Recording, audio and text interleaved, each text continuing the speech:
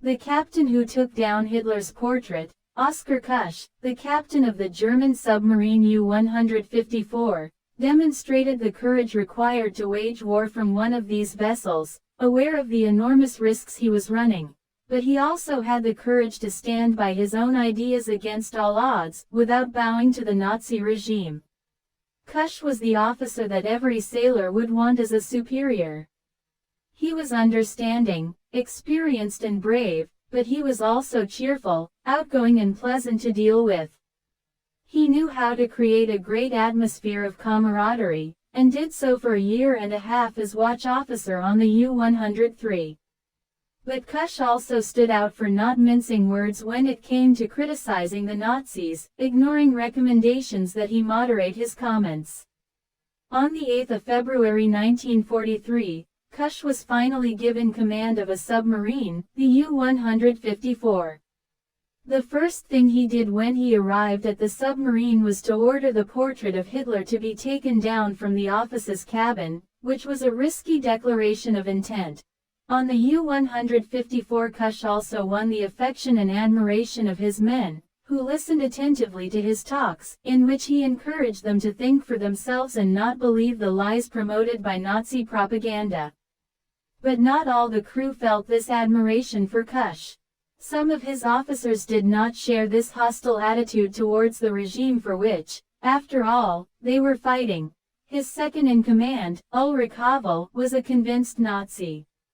For months he accumulated hatred and contempt for him, but he preferred to remain loyal while he was under his orders, since he needed his approval to be able to take the command course later. Once he had obtained the favorable report from his commander, Havel was sent to the Baltic to take the course. When Kusch was released, he denounced him to his superiors on the 14th of January 1944 for sedition and cowardice. According to Abel, Kusch was unfit to command a submarine because of his strong opposition to the political and military leadership of Germany. Following Abel's denunciation, the Kriegsmarine acted quickly.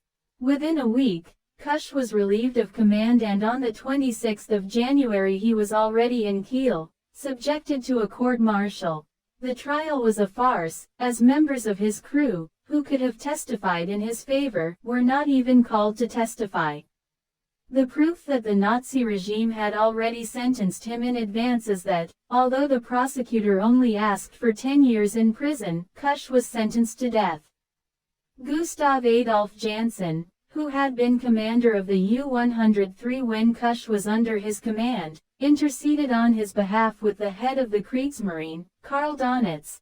Although Donitz promised to investigate the case, he did not lift a finger to save him from the firing squad. Kusch was finally shot on the 12th of May 1944 in Kiel.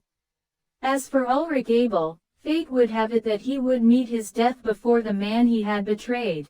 Thus, on his first patrol as commander, in command of the U-193, his ship was sunk on the 28th of April in waters near Nantes, as a result of an air attack.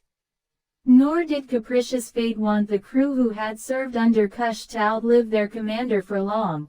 Less than 2 months after his death, on the 3rd of July, the U-154 was sunk west of Madeira by a depth-charge attack. Kusch's story was quickly forgotten in the maelstrom of the Second World War. But in 1995, a historian brought it to light. From then on, the recognition of the man who had challenged the Nazi regime, paying for it with his life, would begin. In 1996, his name was legally rehabilitated and 2 years later a street in Kiel, next to the shooting range where he was shot, was dedicated to him, as well as a granite plaque to honor his memory.